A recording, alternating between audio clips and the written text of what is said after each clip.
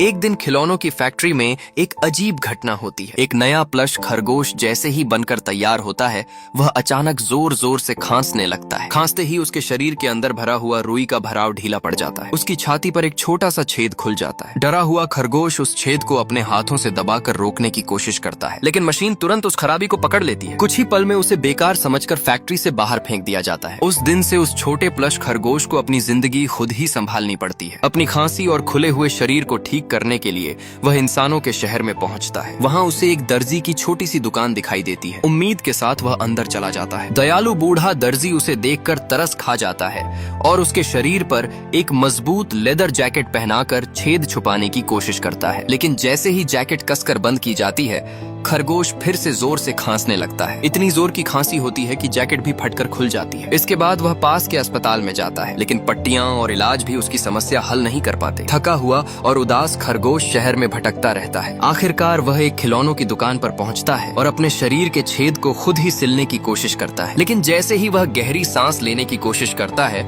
उसके शरीर के अंदर छिपा छोटा हरा पक्षी बाहर गिर जाता है। यह देखकर प्लश खरगोश और भी दुखी हो जाता है। वह फिर से मदद ढूंढने निकल पड़ता है। चलते चलते वह एक कसाई की दुकान के पास पहुंचता है, जहां मांस काटा जा रहा होता है। डर के मारे वह पीछे हटता है और अचानक सड़क पर पड़े एक लाल धागे में उलझकर गिर पड़ता है। लेकिन यही छोटी सी दुर्घटना उसके लिए उम्मीद की किरण बन जाती है। वह देखता है कि लाल धागा बिल्कुल उसी सामग्री का बना है जैसे उसके हाथ। उसे लगता है कि शायद यही धागा उसके शरीर को ठीक कर सकता है। अब वह पूरे शहर में उस धागे के मालिक को खोजने लगता है। अचानक एक साइकिल तेजी से गुजरती है और वही लाल धागा उसे हवा में उठा ले जाता है। छोटा खरगोश सड़क पर घसीटता हुआ दूर तक चला जाता है। हर पल उसे लगता है कि अब खतरा सामने खड़ा है, लेकिन किस्मत से वह सुरक्षित सड़क के दूसरी तरफ पहुंच जाता है। वहां उसे टूटा हुआ लाल धागा फिर दिखाई देता है। आगे देखते ही उसे दूसरा सिरा भी नजर आता है। वह तेजी से दौड़कर उसे पकड़ लेता है। आखिरकार उसे उस धागे की मालकिन मिल जाती है। वह एक दयालु महिला होती है। खरगोश की हालत देखकर उसे बहुत दया आती है। वह उसे अपने साथ दुकान पर ले जाती है